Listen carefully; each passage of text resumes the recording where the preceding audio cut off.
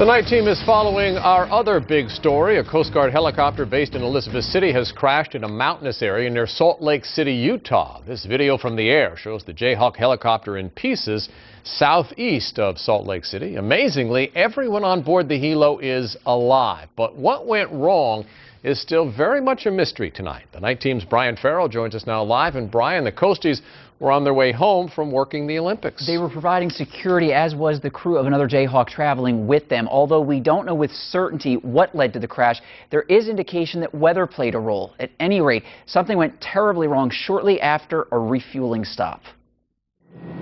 Although rescue is what the Coast Guard does on a mountainside in Utah, the work was personal. The adrenaline pumping through me right now.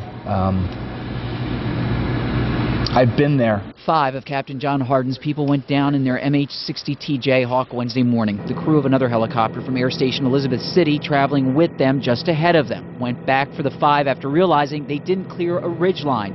Petty Officer Darren Hicks on the downed helicopter. Banged up my shoulder and made my pelvic bone and stuff. Petty Officer Ed Sikra also got banged up. Commander Patrick Shaw's, Petty Officer Gina Panuzzi's injuries included internal ones. There was one female that was, she was hurt the worst. Buzz Bergener was part of the local search and rescue team in Utah and says crew members indicated heavy snow forced them down. He describes the injury to the 5th Coast Guardsman on board, Lieutenant Commander Stephen Cerveny. Right by his leg, a tree came through and it shattered his leg. The Coast Guard isn't sure how much weather out west played into the crash, if other issues might have been at work, only that because of the combined efforts of Coast Guardsmen, airmen, and others, the helicopter's crew members will return to Air Station Elizabeth City hurt but alive. The fact that this had happened and all 5 have been recovered safe,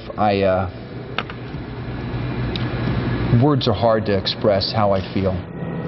Captain Hardin says an investigative team will be out at the crash site tomorrow. Brian Farrell, 13 News.